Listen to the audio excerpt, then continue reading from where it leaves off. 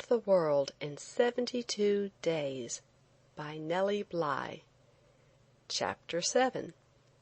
Two Beautiful Black Eyes. It was in the afternoon when the Victoria anchored at Port Said. We were all on deck, eagerly watching for the first sight of land, and though that sight showed us a wide, sandy beach and some uninteresting two-storied white houses with arcade fronts, still it did not lessen our desire to go ashore. I suppose that would have been the result under the circumstances had Port Said been the most desolate place on earth. I know everybody was experiencing a slight weariness, though we should all have stoutly denied such reflection on our constant companions, and gladly welcomed the change of a few hours on shore, where at least we might see new faces. A more urgent reason still for our going to land was the fact that this was a coaling port for the Victoria, and I never knew of anything that would make one more quickly feel that there are things in life much worse than death, if I may use the expression, than to have to stay on board a ship during the coaling operation. Before the boat anchored, the men armed themselves with canes to keep off the beggars, they said, and the women carried parasols for the same purpose.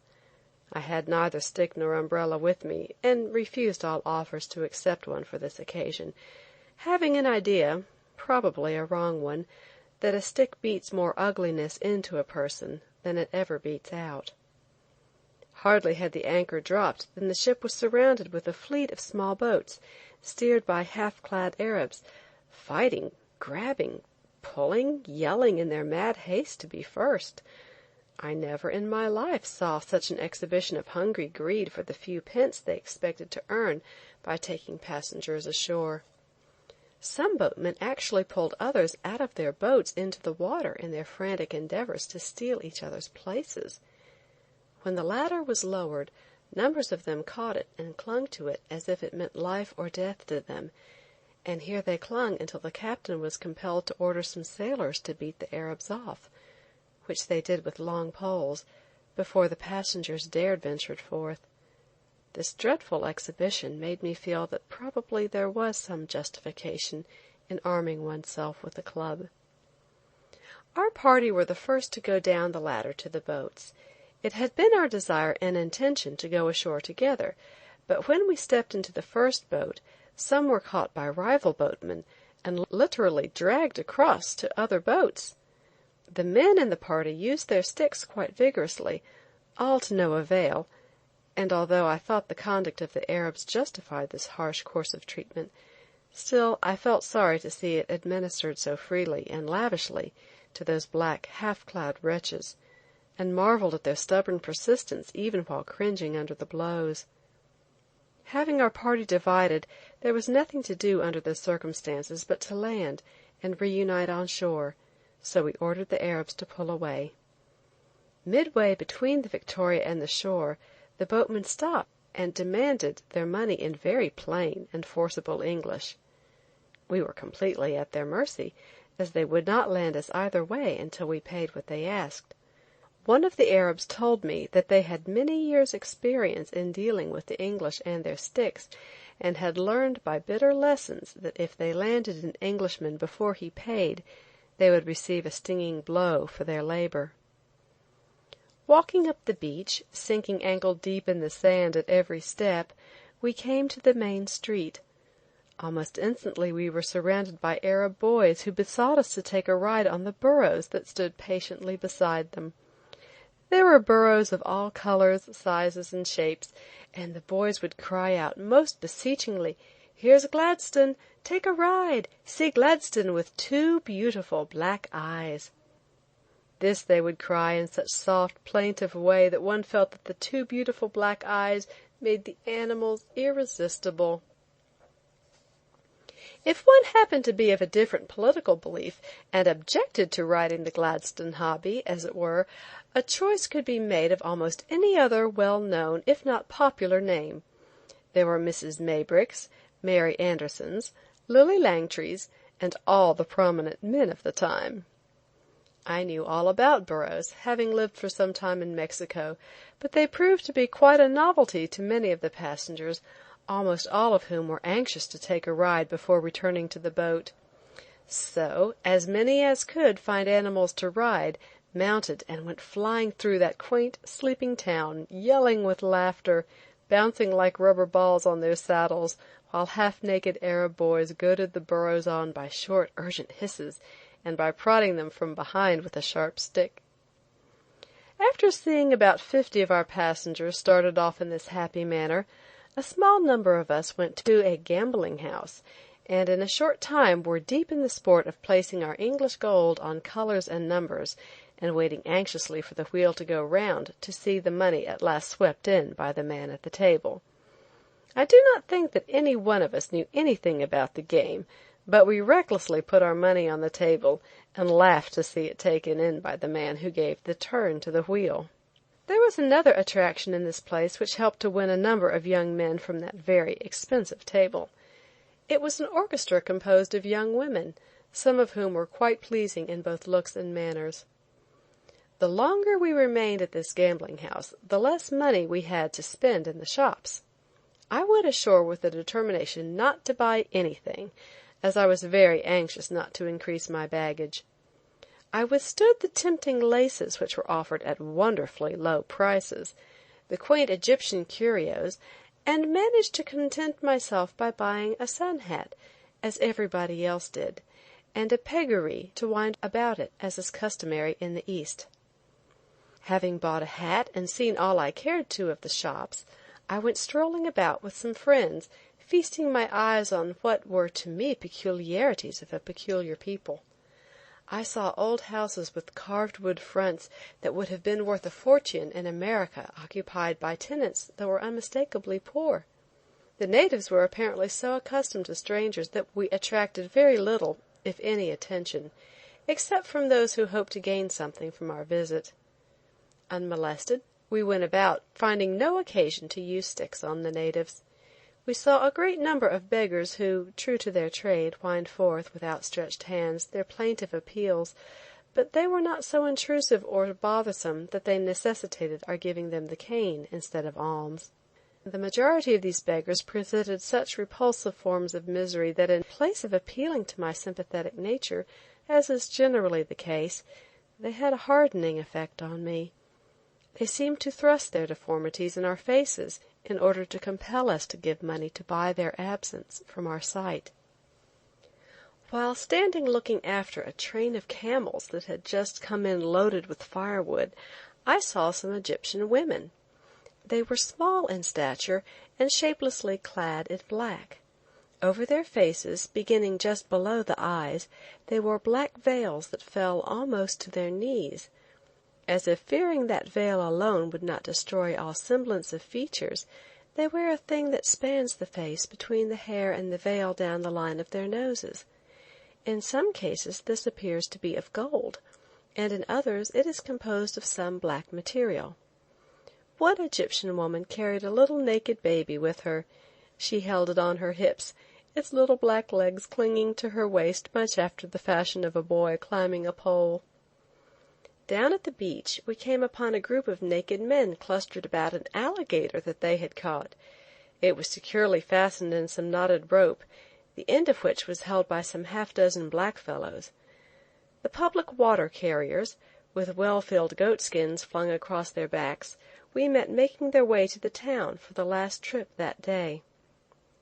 Darkness came on us very suddenly, and sent us rushing off for our ship. This time we found the boatmen would not permit us to even enter their boats until we paid them to take us across to the Victoria. Their price now was just double what they had charged to bring us to land. We protested, but they said it was the law to double the price after sunset. They were just finishing the coaling when we reached the ship, but the sight we caught of the coal barges, lighted by some sputtering, dripping stuff, held in iron cages on the end of long poles, that showed the hurrying naked people rushing with sacks of coal up a steep gangplank between the barges and the ship, was one long to be remembered. Nor were they working quietly. Judging from the noise, every one of them was yelling something that pleased his own fancy and humor.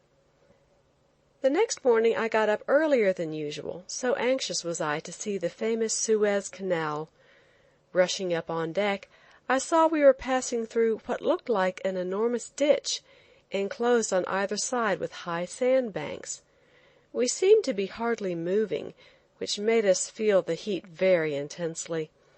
They tell me that, according to law, a ship must not travel through the canal at a speed exceeding 5 knots an hour, because the rapid passage of the ship would make a strong current that would wash in the sandbanks. One gentleman, who had traveled all his life, helped us to pass some of the tedious, stifling hours in the canal by telling us the history of it. It was begun in 1859 and took 10 years to build. The work is estimated to have cost nearly £18,250,000, although the poor blacks that were employed to do the labor commanded the lowest possible wages. It is claimed that the lives of 100,000 laborers were sacrificed in the building of this canal, which is only 100 English miles, 88 geographical miles, 5 in length. When first completed, the width of the surface of the canal was 325 feet, but the constant washing in of the banks has reduced it to 195 feet. The bottom is said to be 72 feet wide, and the depth is but 26 feet. The trip through the canal can be made in from 20 to 24 hours. About noon of our first day in the canal, we anchored in the bay fronting Ismailia. Here passengers were taken on, which gave us time to see the Khedive's palace, which is built a little way back from the beach in the heart of a beautiful green forest. Continuing the journey through the canal, we saw little of interest. The signal stations were the only green spots that met the eye, but they were proof of what could be done, even in this sandy desert, by the expenditure of time and energy. The one thing that enlivened this trip was the appearance of naked Arabs, who would occasionally run along the banks of the canal, crying in pitiful tones, "Bakshish." This we understood meant money, which many of the kind-hearted passengers would throw to them, but the beggars never seemed to find it, and would keep on after us, still crying "Bakshish," until they were exhausted. We passed several ships in the canal. Generally the passengers would call to the passengers on the other ships, but the conversation was confined mainly to inquiries as to what kind of voyage had been theirs. We saw at one place in the canal a lot of Arabs, both men and women, at work. Among them were a number of camels that were employed in carrying stone, with which the laborers were endeavoring to strengthen the banks. In the night the boat hung an electric light from the front, and by the aid of this light, moving it from side to side, were able to continue on their way. Before the introduction of the electric headlights for this purpose, the vessels were always compelled to tie up in the canal overnight, because of the great danger of running into the sandbanks. In addition to making the trip longer, this stoppage added greatly to the discomfort of the passengers, who found that even the slow motion of the boat helped in a measure to lessen the stifling heat that seemed to come from out of the sandbanks during the night as well as when the blazing sun was in the cloudless sky. We saw, when near the end of the canal, several Arab encampments. They were both picturesque and interesting. First we could notice a small dull red fire, and between that fire and us we could see the outlines of people and resting camels. At one encampment we heard music, but at the others we saw people either working over the fire, as if preparing their evening meal, or in sitting positions, crouching about it in company with their camels. Shortly after this we dropped anchor in the Bay of Suez. Hardly had we done so when the ship was surrounded by a number of small sailboats that, in the semi-darkness, with their white sails before the breeze, reminded me of moths flocking to a light, both from their white winged-like appearance, and the rapid way in which numbers of them floated down on us. These sailboats were filled with men with native fruits, photographs, and odd shells to sell. They all came on board, and among them were a number of jugglers. The passengers took very little interest in the vendors, but all had a desire to see what was to be offered by the jugglers. There was one among them, a black man, who wore little else than a sash, a turban, and a baggy pocket, in the lining of which he carried 2 lizards and a small rabbit. He was very anxious to show us his tricks and to get the money for them. He refused, however, to do anything with the rabbit and lizards until after he had shown us what he could do with a handkerchief and some bangles that he brought along for this purpose. He selected me from among the crowd to hold the handkerchief, which he had first shaken as if to show that it contained nothing. He then showed us a small brass bangle, and pretended to put the bangle in the handkerchief. He then placed the handkerchief in my hand, telling me to hold it tightly. I did so, feeling the presence of the bangle very plainly. He blew on it, and jerking the handkerchief loose from my grasp, shook it. Much to the amazement of the crowd, the bangle was gone. Some of the passengers in the meantime stole the juggler's rabbit, and one of the lizards had quietly taken itself off to some secluded spot. He was very much concerned about the loss of them, and refused to perform any more tricks until they were restored to his keeping. At last one young man took the rabbit from his pocket and returned it to the juggler, much to his gratification. The lizard was not to be found, and as it was time for the ship to sail, the juggler was forced to return to his boat. After he had gone, several people came to know if I had any idea how the trick with the handkerchief had been done. I explained to them that it was an old and very uninteresting trick, that the man had one bangle sewn in the handkerchief, and the other bangle, which he showed to the people, he slipped quietly out of sight. Of course, the one who held the handkerchief held the bangle, but when the juggler would jerk the handkerchief from the hand and shake it in full view of the audience, the bangle being sewn to the handkerchief would naturally not fall to the floor. And as he carefully kept the side to which the bangle was attached turned towards himself, he successfully duped his audience into thinking that by his magic he had made the bangle disappear. One of the men who listened to this explanation became very indignant, and wanted to know if I knew positively how this trick had been done, and why I had not exposed the man. I merely explained that I wanted to see the juggler get his money, much to the disgust of the Englishman. Where we were anchored at Suez, some claim is the historic place where the Israelites crossed the Red Sea. Some people who bother themselves greatly about facts, figures, and ancient history bought views, which showed that at certain stages of the tide, people even in this day can wade around there without any risk of life or comfort. The next morning when we arose, we were out of sight of land and well out on the Red Sea. The weather now was very hot, but still some of the passengers did their best to make things lively on board. One evening a number of young men gave a minstrel show. They displayed both energy and perseverance in preparing for it as well as in the execution of it. One end of the deck was set aside for the show. A stage was put up, and the whole corner was enclosed by awnings, and the customary green curtain hung in place during service as drop curtain between acts, as well as appearing before and after the performance. The young men filled their different roles in a very commendable manner, but as the night was so dreadfully warm, the passengers feeling the heat more than usual, owing to the deck being enclosed by awnings, it was difficult to awake any enthusiasm on the part of the audience.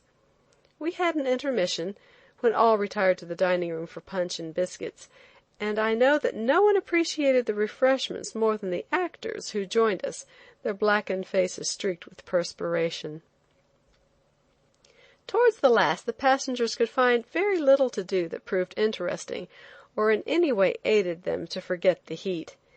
A few of those who could sing, or imagined they could, were persuaded to exercise their vocal organs for the benefit of those who could sing and would not, and those who realized they had no voice and knew enough to remain quiet.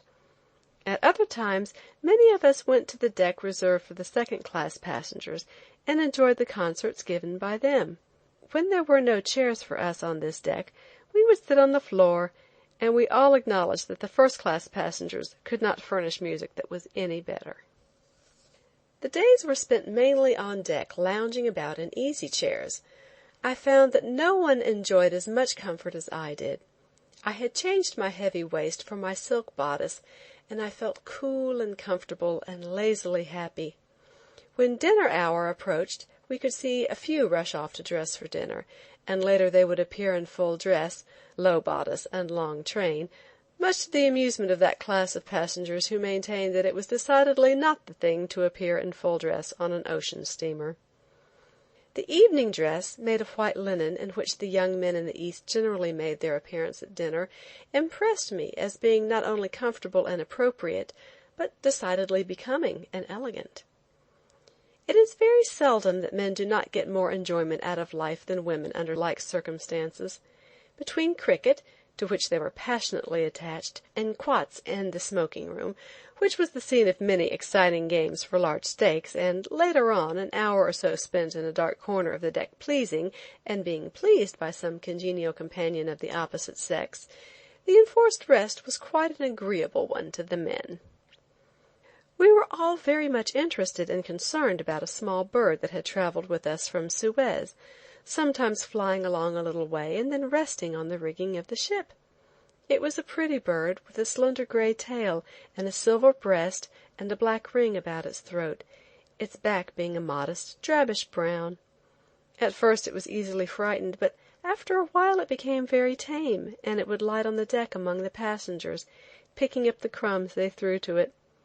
Beside the bird, as a topic of interest, we had the lizard, which was left behind by the juggler. It was found in a quiet corner of the deck by the quartermaster the morning following our stop at Suez. A sympathizing young man took charge of it, and endeavored to feed it, but after living in sullen quietness for a few days, it ceased to breathe, and its death was solemnly announced to the passengers. The Victoria is said to be the finest boat on the P&O line, still it could not be more unsuited for the trip. It is very badly planned, being built so that a great number of cabins inside are absolutely cut off from light and air. It is a compliment to call them cabins, as they are really nothing more than small, dark, disagreeable, and unventilated boxes. The passengers are charged all the same rate of fare, and if they are consigned to one of these undesirable boxes there is no redress. They must simply bow before the dictates of this company, who trade on the fact of their being an old established line, and a very desirable one in many respects, and passengers are treated, I judge only by what I saw and heard, as if they should consider that a favor had been conferred upon them when they were permitted to pay for tickets to travel on that line. The prices to ports that are touched at by rival steamship lines are rather reasonable, while to ports where they have the monopoly they charge exorbitant rates. I have stated that the conduct of the officers and servants and the quality of the food left much to be desired by the travelers. The nights were so warm while on the Red Sea that the men left their cabins and spent their nights on deck. It is usually customary for the women to sleep on deck, one side of which at such times is reserved exclusively for them. During this trip none of the women had the courage to set the example, so the men had the decks to themselves. Sleeping down below was all the more reason why women arising early would go out on the decks before the sun began to boil, in search of a refreshing spot where they could get a breath of cool air. At this hour the men were usually to be seen promenading about in their pajamas, but I heard no objections raised until, much to the dismay of the women, the captain announced that the decks belonged to the men until after 8 o'clock in the morning, and that the women were expected to remain below until after that hour. Just before we came to Aden, we passed in the sea a number of high, brown mountains. They are known as the 12 Apostles. Shortly after this we came in sight of Aden. It looked to us like a large, bare mountain of wonderful height, but even by the aid of glasses we were unable to tell that it was inhabited. Shortly after 11 o'clock in the morning we anchored in the bay. Our boat was soon surrounded by a number of small boats, which brought to us men who had things to sell, and the wonderful divers of the East. The passengers had been warned by the officers on board not to go ashore at Aden because of the intense heat, so the women spent their time bargaining with the Jews who came to the ship to sell ostrich feathers and feather boas. The men helped them to close with the sellers, always to the sellers' advantage, much as they might congratulate themselves to the contrary. I, in company with a few of the more reckless ones, decided to brave the heat and go ashore and see what Aden had to offer. Chapter 8